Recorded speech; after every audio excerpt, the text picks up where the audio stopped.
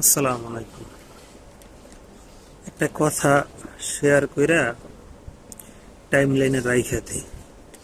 কথাটা হইছে, যাদের টাকা পয়সা নাই, যারা গরিব, যারা পরের চেটের উপরে ভর করে চলে না, যেমন আমি, তাদের জন্য বিদেশে আসার পরে বাড়ি থেকে টাকা পয়সা নিয়ে আইসা লাইসেন্সে ভর্তি হইয়া লাইসেন্স বের কইরা টাকা পয়সা কামানো এটা নাজায়েজ। এটা অনেক বড় ধরনের গুনাহ, কবিরা গুনাহ। কবিরা গুনাহ আগে আমরা মনে করতাম একটা গুনার নাম, না, কবিরা মানে হচ্ছে বড় গুনাহ, আর সগিরা গুনাহ হয়েছে ছোট গুনাহ। এগুলো আগে বুঝতাম না, এখন বুঝি, এটা আরবি শব্দ।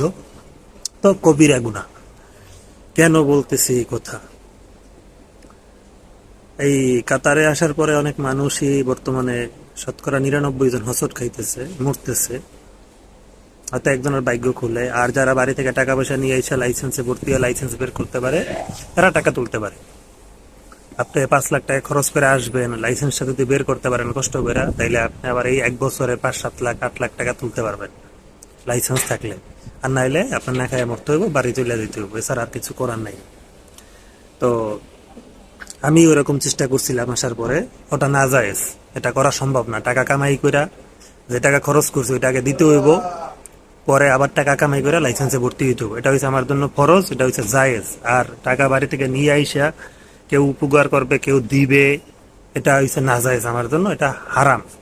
এটা হারাম, এটা কবিরা গুনাহ। আবার যে মানুষ, যারা আমারে বলতো জীবনেও বাড়ি থেকে টাকা নিয়ে এসে লাইসেন্সে ভর্তি হইব না, কামাই করে টাকা দিয়া কাতারে লাইসেন্সে ভর্তি হইয়া দেখাই দিব, তারাই আবার গোপনে লাইসেন্সে ভর্তি হইয়া লাইসেন্স বের করে, লাইসেন্সে ভর্তি হয় গোপনে। তো সবকিছুই সহ্য করতেছে, আল্লাহ দেখাইতেছে। যারা আমারে ওয়াজ করলো যে বাড়ি থেকে টাকা নিয়ে এসে কি লেগে লাইসেন্সে ভর্তি হইতাম, কাতারে টাকা কামাই করে লাইসেন্সে ভর্তি হয়ে দেখাই দিব, তারা গোপনে কাতারে আসার 2-3 মাস পরে গোপনে লাইসেন্সে ভর্তি হয় বাড়ি থেকে টাকা নিয়ে এসে। আমারে বলে না, আমি জানিও না। সবকিছুই সহ্য করতেছে, আল্লাহ দেখাইতেছে। কারণ একটাই, আমার পরের চ্যাটে ভর দিয়ে চলন লাগে। আমার চ্যাট নাই, আমার পরের চ্যাটে ভর দিয়ে চলন লাগে, আমার টাকা পয়সা নাই, এই জন্য সবকিছু সহ্য করার লাগে। এই জন্য বলতেছি, এটা কবিরা গুনাহ। এটা আমার জন্য, অন্য কারোর জন্য না, আমার জন্য কবিরা গুনাহ। গল্প ওইরকম মনে পড়ে, মসজিদের ইমাম সাহেব সব সময় ওয়াজ করে, ভালো হও, জেনা করিও না, মেয়েদের দিকে তাকাইও না। দেখা যায় মসজিদের ইমাম সাহেবই আবার মাইয়ের সাথে কাম করে, ছাত্রী পড়তে, ছাত্রীর পেটে বাচ্চা ঢুকে গেলায়, ছোট ছোট পোলাপানের বলৎকার করে।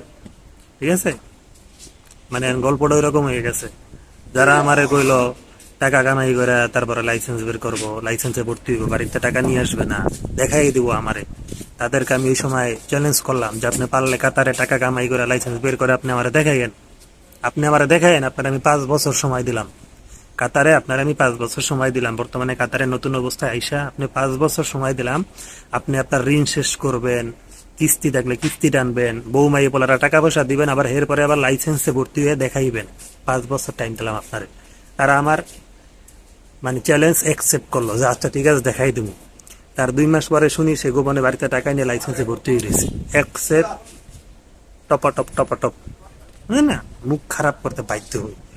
সাইডে তেল নাই দেয়, আজকে চ্যাট নাই দেখে এগুলো সহ্য করণ লাগে। ঠিক আছে, চ্যাট নাই আমার জন্য নাজায়েজ, কবিরা গুনাহ আমার জন্য এগুলা। কথাগুলা টাইম লাইনে রেখে দিতে আছে, জীবনে কাজে আসবে। এই জন্য তো বুঝলা যামুগা, এগুলা কাজে আসবে।